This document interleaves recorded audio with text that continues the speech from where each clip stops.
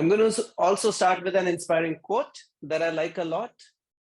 It's by Norbert Wiener, who all of us in the CQ conference community should like, or probably like. The quote is, "What most experimenters take for granted before they begin their experiments is infinitely more interesting to Wiener than any results to which their experiments lead." And I think this quote is very, it's the ethos of theory, which is you question your assumptions, you change your questions, you try to understand sort of by looking at the assumptions more and more as you look at the results. And that, oh, wonderful. Thanks for showing the room to me as well.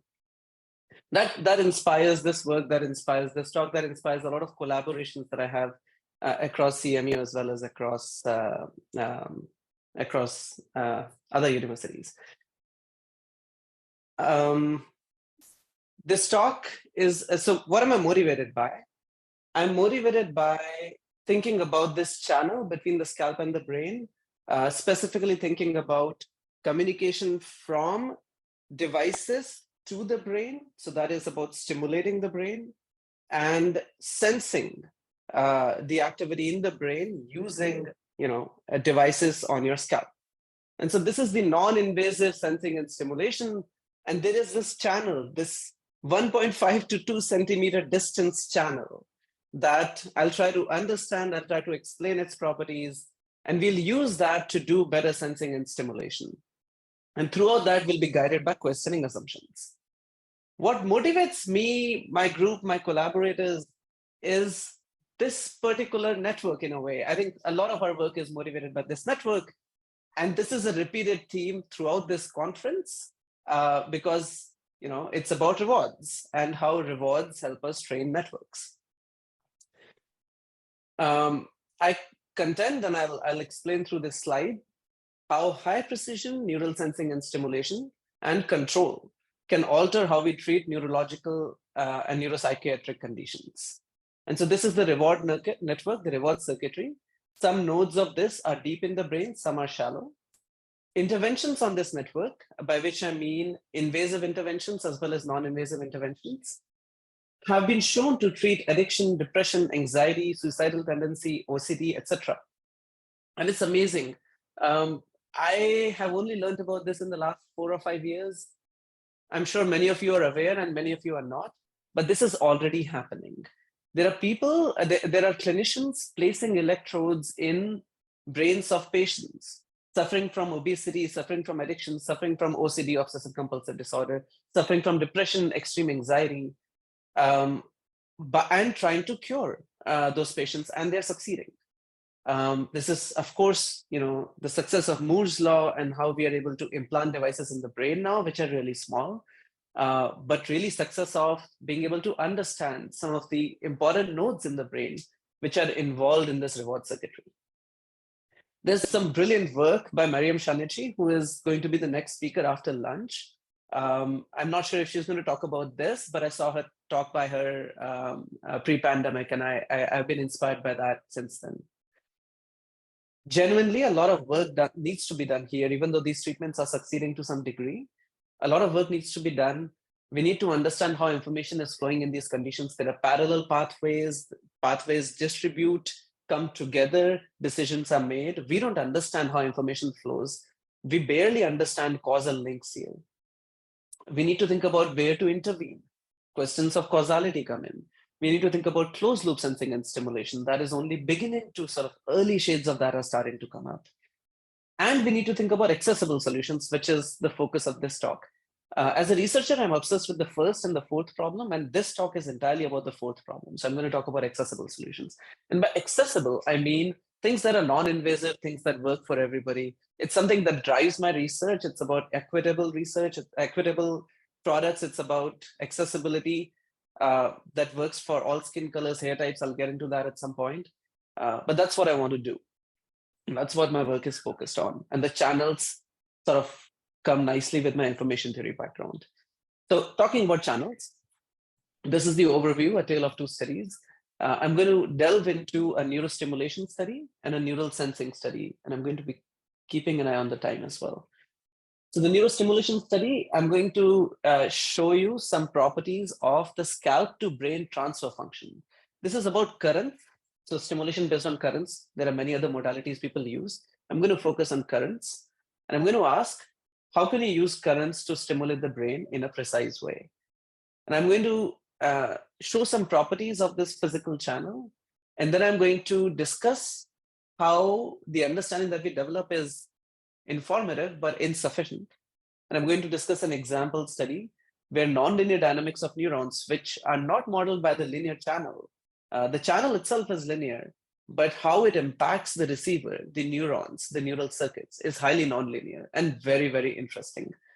And so how that impact happens is really important to understand. It's very difficult as well, but it's super cool. And so I'm going to talk about that. And then I'm going to sort of reverse the channel and look at non-invasive imaging and a new problem of neural silences. I'll talk about that. I'll again rewrite the transfer function, think about fundamental limits, talk about interplay between experiments and theory, and that'll be a dominant theme throughout the talk. Okay, so here is how a theorist's brain looks like. So this is about non-invasive stimulation. And I'm thinking of, I want to be able to analytically understand what happens to currents when we inject them into the head. So the question is, can we predict the electrical potential in the brain given the current injected in the scalp? And the answer is, and it's been known for a while, that yes, you can. You can solve Maxwell's equations for any head model. It doesn't have to be spherical. And this is standard. This is done in the field since 2011. Signal processing community, Barry Van Veen's work is used here extensively from 1988. And so there's some rich understanding here. It turns out, and we obtained this building on some results on EEG that I'll talk about in a bit, that for spherical hells, you can actually obtain an analytical solution for this transfer function. So you can say, if I inject some currents on the scalp, what is the field? What is the potential created in the brain? I can actually solve it. And it's helpful. So I'll talk about why it's helpful. And this is in the spherical harmonic basis. You might remember orbitals from your high school chemistry. Those are the spherical harmonic basis functions. For many of you, you might have seen them again in your life if you have dealt with spherical equations, spherical boundary conditions. This is what the theorem looks like, the transfer function looks like. It's ugly. I'm not going to stay on this slide. Instead, I'm going to look at this approximation. So what is this approximation? So it's a ratio of two things. It's the field generated, potential generated at a radius r inside the brain, inside the head, which is in the brain, depending on as currents are injected. And these LMs are the spherical harmonic coordinates. It's not very important what these exact terms are, except I want you to pay attention to L. L is the spherical harmonic, which is like Fourier transform. So as you have higher L, you have higher spatial frequency, which is more refined patterns. Think of like fingers instead of a fist, right? So you have higher spatial frequencies literally in space, right? So you have richer fields. And so if you look at this ugly expression in an approximation, when spatial frequencies become high, the patterns become richer, right? Again, Fourier transform coefficients, Fourier series coefficients, you're looking at high sinusoids, right? High frequency sinusoids. Then it splits into two terms. And that's a very beautiful thing that happens. One of the terms, the green one here, depends on conductivities. And only on conductivities, not on the distance from the scalp to the brain. The other one only depends on the distance and goes down exponentially with the spatial frequencies. Now this is cute, this is nice, but it turns out we can use this, and I'll talk about how we can use this to focus in the brain better. Right. And so conductivities themselves don't contribute to decay at high spatial frequencies. They contribute a constant, right? So in this high spatial frequency approximation, regardless of what these are the conductivities of the different layers, the scalp, skull, brain, the liquid between the brain and the skull called the cerebrospinal fluid. So those conductivities don't matter to the pattern that is generated. They are a scaling constant. What matters is the distance. In fact, thicknesses of layers don't enter this equation at all. So if your skull is thin or thick, it doesn't matter as long as the distance between the scalp and the brain is the same. And this is surprising because the classical understanding in this field is that you must have blurring when the conductivity changes. So at the boundaries, the blurring increases. Here, there is blurring, there is high spatial frequency decay, but the blurring is independent of conductivities. And that happens at only high spatial frequencies. So what we did is we turned it around and we said, okay, can we have a computational validation of it. We also got experimental validation of it in phantom models, tissue phantom models. And we used that and we said, okay, can we do something with this? So we said, okay, what we could do is we can generate patterns that as much as possible lie only in high spatial frequencies. They don't have low spatial frequency components. Then these patterns will not decay when they go into the brain, or they will decay according to physics of distance, but not additional. There's no additional decay due to changes in conductivity. So there is still blurring. There's no question, but there is no additional decay due to the presence of a skull. And so in essence, these current patterns are such that skull is transparent to them, which is kind of nice. So we were able to use this to some degree.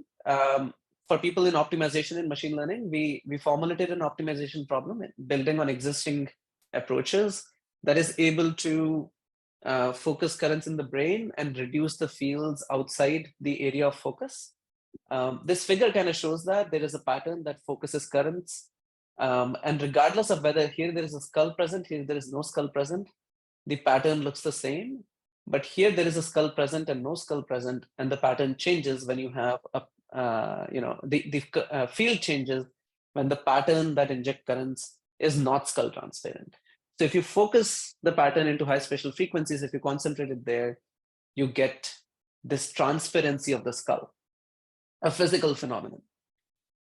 And so we were able to use this at CMU. It's really nice that we have collaborators at UF is the other place I think about where you have collaborators in doing labs in rodent labs.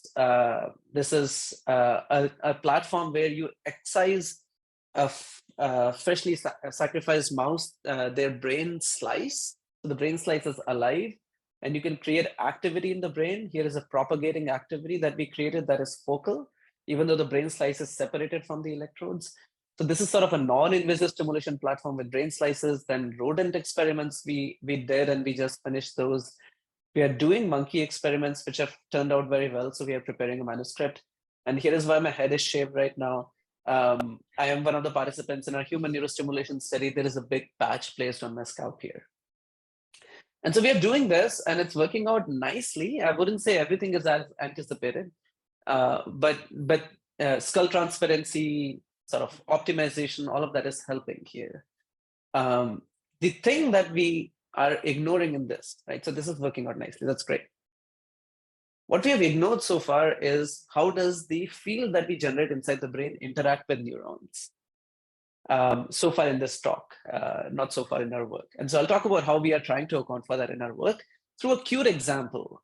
And this is an illustration of how nonlinear dynamics enter the picture. Yes. Okay. Do you mind if we take a pause for 2 seconds? I think there's there's a slight laptop issue that makes you freeze sometimes. So we're just going to try to fix that 2 minutes. Okay.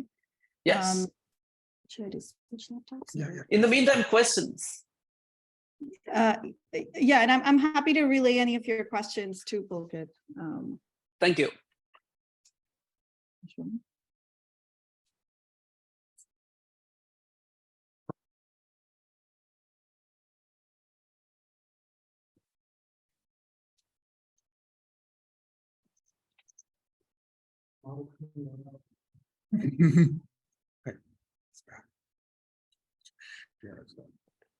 I think.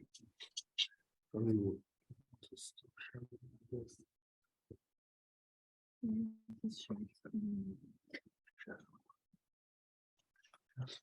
No, I can.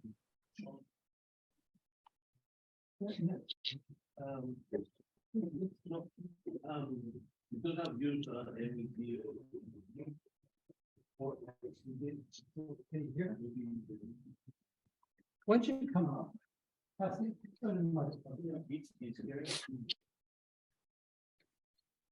Where is this screen?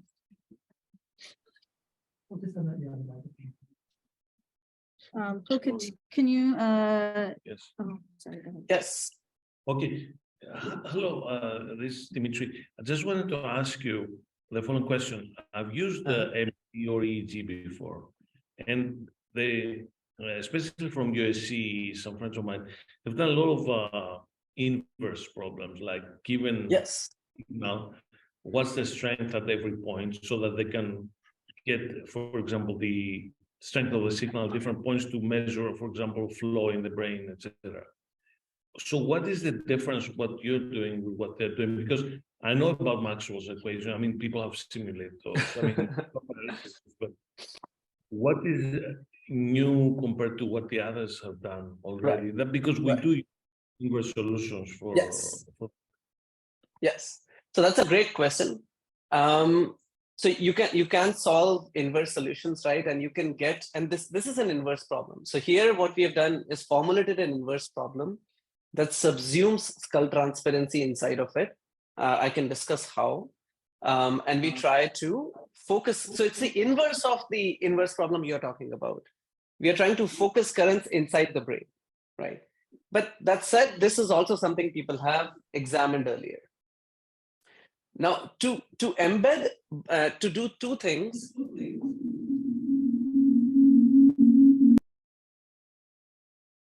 Okay. Can you hear me?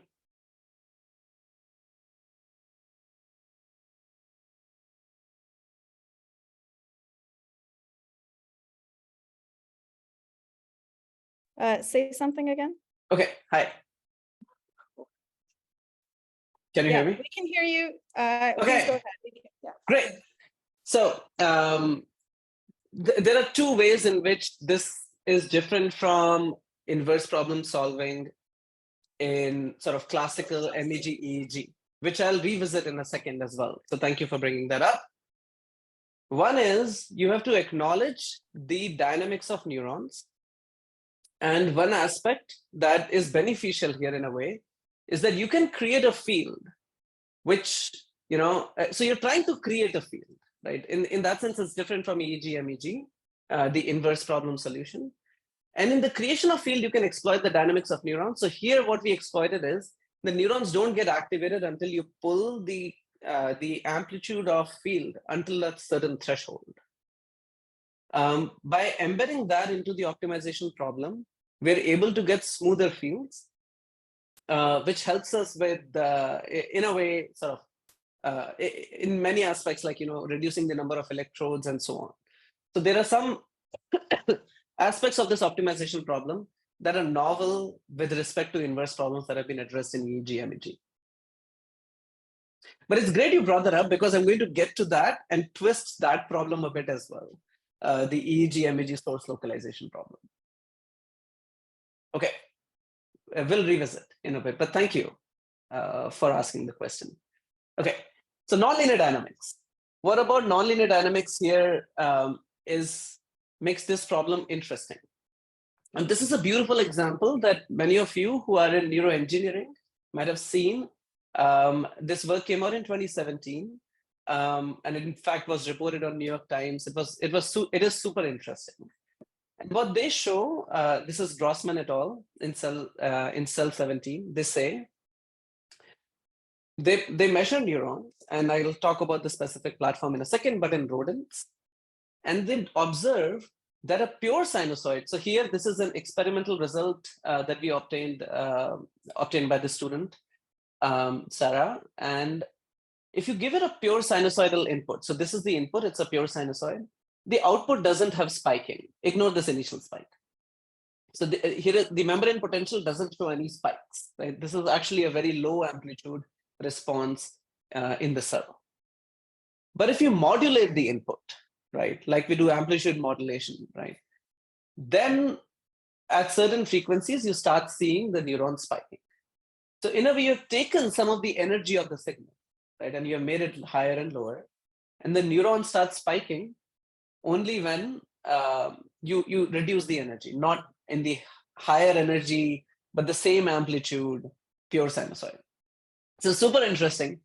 I got excited because I like many of you in this community, like to think about controls, like what is the control mechanism that is explaining this?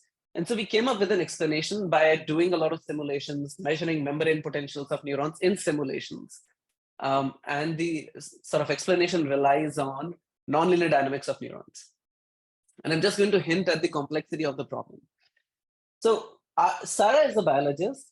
She then took over. We had submitted that paper. It's up on arXiv. And then she did experiments by actually measuring the things in experiments instead of in simulations. And so this is the paper that we put up on arXiv, and we withdrew it because we realized that our control theoretic explanation based on models was completely wrong. And it was wrong because we were taking only single cell models, whereas it turns out that this phenomenon is a completely network phenomenon. Single cells can exhibit this phenomenon, no question. In fact, single cells, in the periphery have been known to exhibit this for 4 decades or something. But inside the cortex in the brain, this is purely a network phenomenon. And this is the result that illustrates this. There's a plot that's going to come up here. So she isolated neurons by essentially cutting their synapses by pharmacology, which is you induce some pharmacological agents into the brain slice experiment. And then you deliver the same waveform. At this point, when you get spiking with modulated sinusoids, you also get spiking with pure sinusoids. And so you lose this wonderful phenomenon of temporal interference stimulation if you remove the network effects. This is an important strategy because people are thinking that it can be used in stimulating deep inside the brain without shallow stimulation, which would be beautiful if it were feasible. And it still might be feasible. This is not questioning the feasibility of it. This is questioning how we understand the mechanisms of it. And it seems that we are activating inhibitory neurons in the process of controlling the excitatory pyramidal cells that are that are the goal of activation here.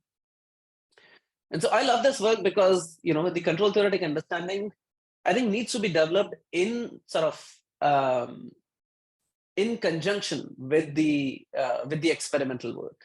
And I think that's beautiful. And that's an enjoyable part of this field. So I'm going to talk similarly. I'm going to flip the channel, talk about neural sensing. I'm going to be quicker here. So I'm going to be very quick, but Dimitris, your question here sort of comes back.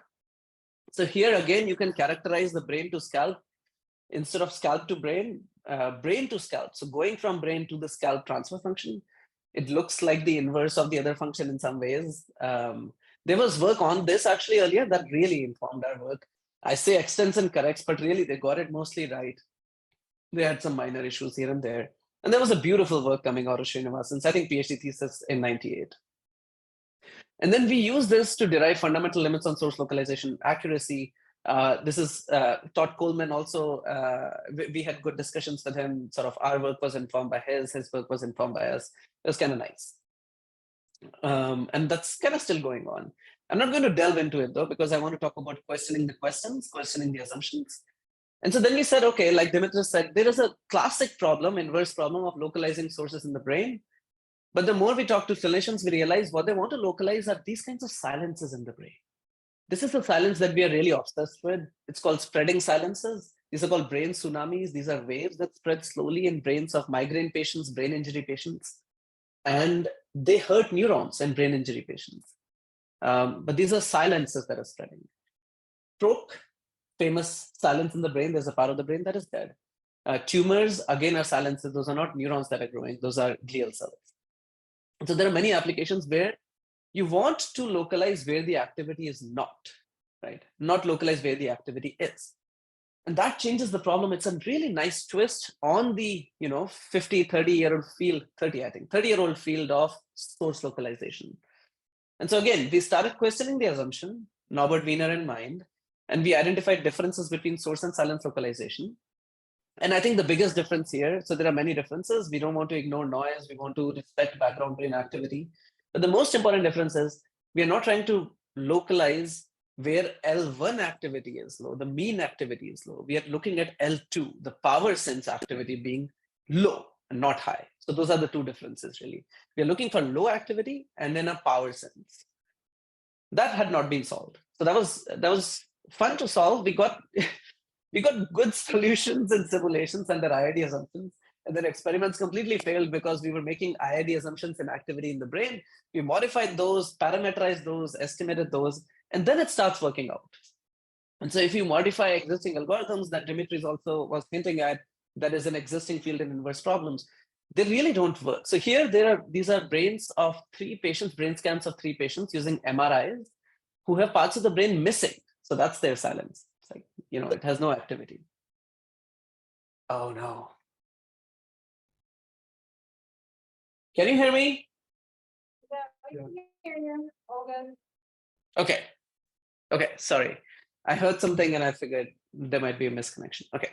So 3 brains, 3 patients, they have epilepsy. They had epilepsy surgeries. Their parts of the brain were taken out.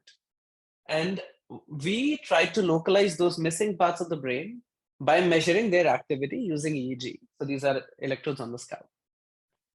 If you use existing algorithms, any of the existing algorithms, we tested against about 10 other algorithms, they completely fail. You modify them to localize silences. You don't use their sort of source localization ability, but they completely fail, right? It's not even in the same region, right? Here, the silence is here. It's localizing at the bottom of the brain. Here it's at the back. It's localizing in the front. Every patient, it was really bad. But if you modify the algorithm for L2 constraints, look for silences carefully, it works out with the additional assumptions of how the activity in the brain is correlated across space and time. So this was published last year or 2 years ago. And we have recently submitted a paper on another patient where they don't have a part of the brain missing, but it's reduced activity. And we are able to localize where that is. We are able to localize which frequency band that is in that no other modality can do. So it's really cool. It's sort of a fun problem, a fun twist. We're looking at many applications. This one is the one we are obsessed with, spreading depolarizations that I mentioned. It's a slowly spreading wave. And recently, in a collaboration with clinicians, we were able to detect these waves non-invasively on brains of traumatic brain injury patients. This was a lucky coincidence that somebody at University of Pittsburgh was working on this, and we were very interested in these waves, and they gave us access to data along with the University of Cincinnati. And then my student, Alireza Chamanzar, who just graduated, was able to actually detect these. And it just sort of it worked nicely with what we were already doing.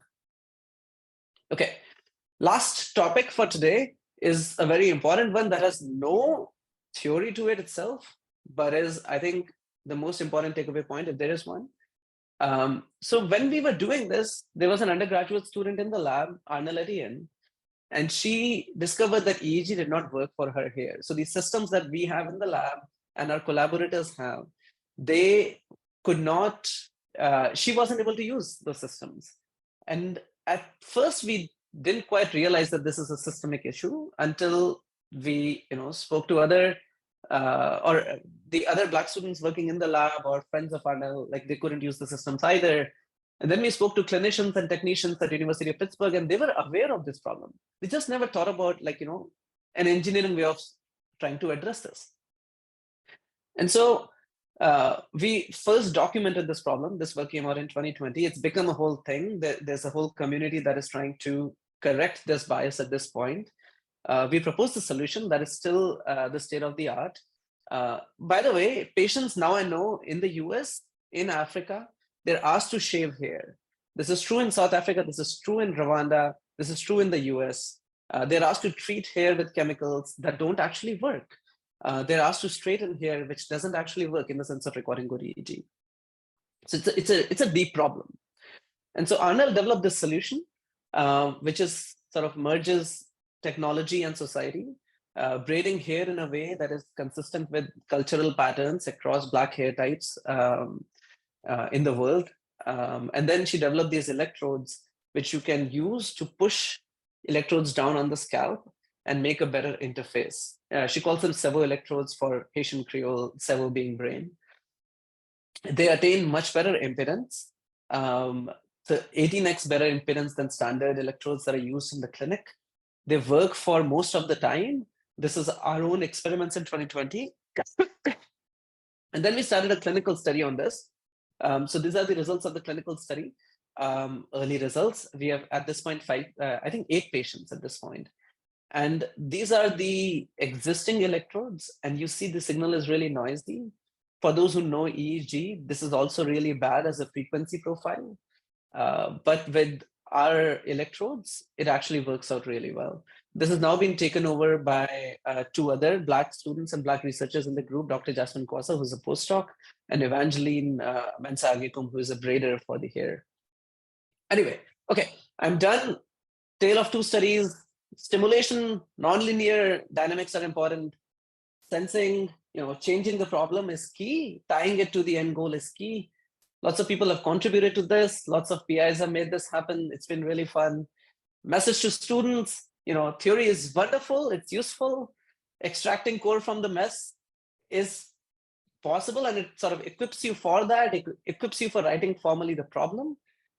Not enough done in practical fields. So it's really good to bring that ethic to these problems. That's when you can modify these problems and examine it from different angles. These are things that we are trained for, and we can use these in these, seemingly very practical fields. So yeah, once you find what you can be obsessed with, keep working on finding experimental collaborators. It eventually happens. Improve experimental testing. And, when things are not working out, change your mind. It's okay. Change the problem, change the approach, change the solution. Okay, thank you.